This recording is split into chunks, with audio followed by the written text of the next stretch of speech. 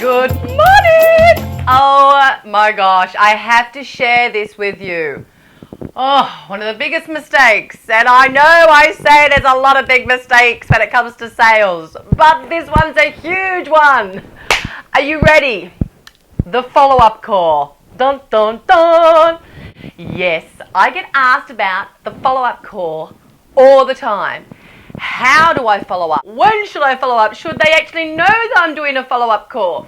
Well, let's cover this now and get it all out of the way so you can get on those phones and start following up those customers. So, how do we follow up? Let's go from the very, very start. When the customer gives you an objection is a whole new kettle of fish. We're not going over that today because we haven't got the hours on these blogs. But when a customer gives you an objection, and let's just say it is that they want to think about it, or they want to discuss the packages with perhaps their partner, their business partner, accountant, whoever it is, and you accept it. What happens next? Well, firstly, the biggest mistake is people actually say, well, I'll give you a call in a week. Bump, bump. Why a week? Why does everybody think that it needs to be a week to do a follow-up call? Now, I'm sure you know by now that people buy with what? Emotion, right? So the emotion is going to be hopefully through that roof by the time that customer is with you and at the end of the sale. Now, normally if they're giving you objection, it's because they're having a bit of a logical and emotional battle. But when they walk away, what's going to happen to their emotion? It's going to go soft like something else. You know what I'm talking about, right, girls? It's going to go down. And guess what kicks in? Logic. So the longer that you leave that call, the more you're shooting yourself in the foot. So I'm going to share with you this hot little secret. Customers have a maximum of 3 hot days.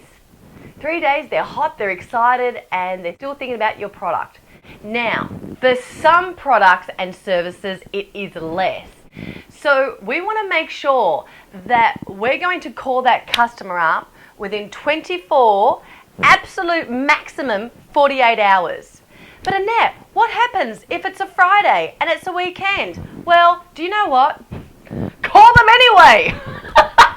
Why do we have to stick to this Monday to Friday stuff? We're human beings. It's life. Give your customer a courtesy call. So, here's the next step. When the customer says to you, thanks very much, I'm going to have a think about it, you know they've got a 3-day hot period now, and so you're going to set up that call. Well, look, that's fine, George. I can understand you want to have a think about it. I think about things too. Totally respect that. So, agree with it. I totally respect that. So what? You probably need to think about it overnight, yeah? This is what I call a very strong, unconscious agreement. Look at my body language.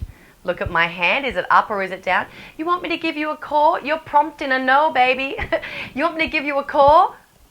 So your hand's going to be up, going to be a real strong head nod. So you need to think about overnight, yeah? Put a little yeah at the back end of it, gets a very strong confirmation.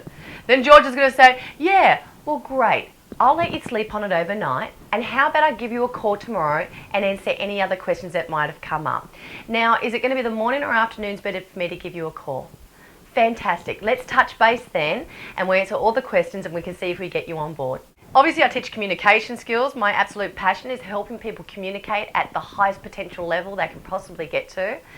So today, all I want you to do is make sure that you're setting that follow-up call up.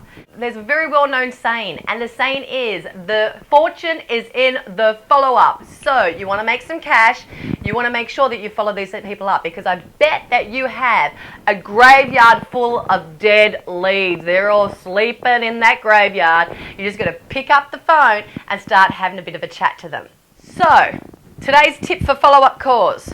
Make sure you follow up within a 3-day hot period. Normally I try and pre-frame the call within a 24-hour period. If the customer comes back and says, oh, look, yeah, I need to have a think about it over the weekend, Then, obviously, then set it up. Yeah, look, that's totally fine. How about if I touch base with you on Monday and answer any other questions that come up? Remember, I'm touching base to help them. It's not, I'll give you a call to see if you want to pay me some dollars. It's really for them. What can you say for why you're giving that call? Well, I'll give you a call then, or we'll touch base then, and we'll see if any other questions come up. It's so simple to spin it around to them, because really it's how are you serving them. And if they walk away, the emotion drops, logic kicks in. Logic is the reason why we get objections. Logic is the questions that they ask. Questions that they ask normally are buying signs as well, but they tend to be quite logical. So you want to make sure in that follow-up call, it's still about servicing them. Do you think a customer is going to feel the difference if you're absolutely desperate for the sale, or if you can't wait to actually help them with your product and service because you know it's a solution to what they need? Absolutely. So always sit with that intention when you do that follow-up call, or even at the start when the customer's giving you the objection and you're setting up the follow-up call. Hey, if you love these tips and it's helped you today, please write me some notes. I want to hear your comments and feedback. Or hey, even forward it to a girlfriend. Let's spread the love. Let's help us all succeed. Mwah! Love and success to you all. Keep smiling.